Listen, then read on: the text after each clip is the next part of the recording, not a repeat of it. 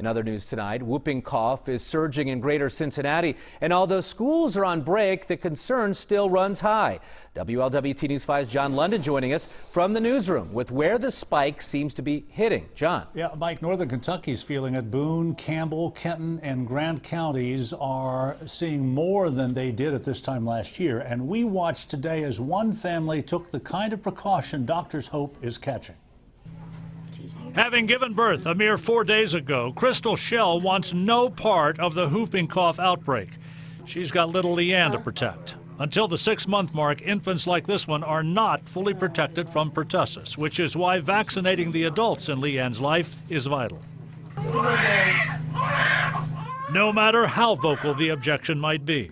Andrew Talon, also known as Dad, rolled up his sleeve to get the shot today, one that doctors want other adults to consider as whooping cough makes a comeback.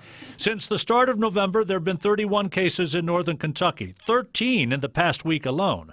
By comparison, there were 7 total last November-December combined. And in fact, for infants, it can be deadly. Dr. Lynn Sadler heads the Northern Kentucky Health Department, says they're mostly seeing it in school-age kids 10 and up, but the spike puts newborns at the mercy of adults doing the right thing. Because they don't have the immunity and they haven't had all their vaccinations against whooping cough. According to health officials, caregivers like Leanne's cousin, Beth, are wise to get the Tdap vaccine.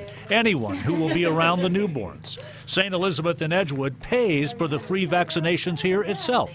Brand new baby's 4 days old. Daddy came in to get his immunization. And Nurse Chris Rust had to scramble when the state money for it dried up in June.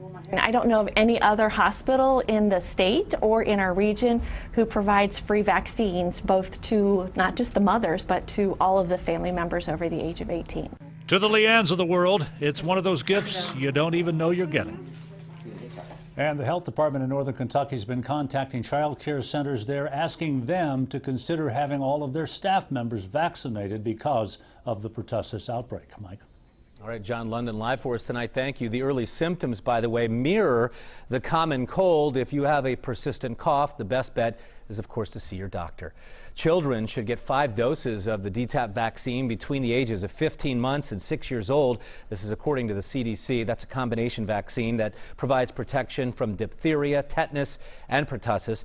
The protection provided by the Tdap vaccine fades over time. The CDC says a booster is recommended for adults and teenagers every 10 years. Expectant moms should receive Tdap during each pregnancy, preferably at 27 through 36 weeks.